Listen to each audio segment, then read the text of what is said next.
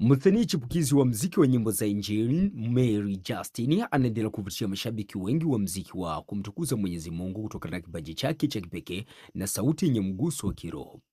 Katika safari yake ya mziki, Mary Justin tayari ameachia wimbo wake wa kwanza ambao unatoka katika mfumo wa audio pamoja na official video na kupokelewa vizuri sana na mashabiki kupitia mtandao wa YouTube na majukwaa mengine. Wimbo huu umefanikiwa kupata watazamaji wengi na maoni chanya kutoka kwa watu mbalimbali, jambo lililoonyesha wazi kuwa msanii huyo ana nafasi kubwa ya kufanya vizuri katika mziki wa Injili.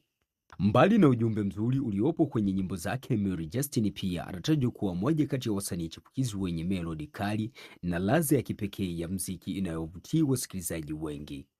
Kwa sasa Mary Justin anaendelea kufanya kazi zaidi studio na ameahidi kuwaletea mashabiki wake nyimbo nyingine nzuri za kumtukuza Mungu katika siku zijazo.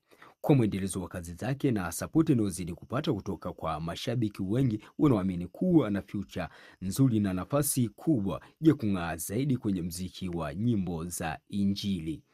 Je, maoni yako ni yapi kuhusiana na hili? Mimi binafsi nakubali kazi ambayo Mary Justin anayoifanya. Ni moja kati ya waimbaji wa nyimbo za Injili ambao wana peni kali sana, wana kalamu yenye wino mkali sana. Maana ukiangalia mashairi yake na anavyoshuka kwenye beat, hata producer mwenyewe, kuanzia producer yeye Mary Justin alivyokuwa anashuka kwenye verse au kwenye ngoma, ni moja kati ya wasanii ambao wanaonyesha kwamba wazi wana kipaji, sio kwamba wanabahatisha. Mimi nimesikiliza binafsi, nimeweza kusikiliza wimbo wake alioweza kuachia siku zilizopita hapo nyuma, unaenda kwa jina Usimwache Mungu. Ni moja kati ya ngoma kali yenye melody kali, yani wimbo umepangiliwa kuanzia mwanzo mpaka mwisho. Maoni yako ni yapi kuhusiana na hiki ambacho Mary Justin anaweza kukifanya? Tumekuacha uwanja wa comment. Official Memorials_255 ndio jina langu. Make sure umesubscribe kwa ajili ya kupata taarifa zetu kila siku na kwa wakati pia. Hii hapa ni Marshari TV.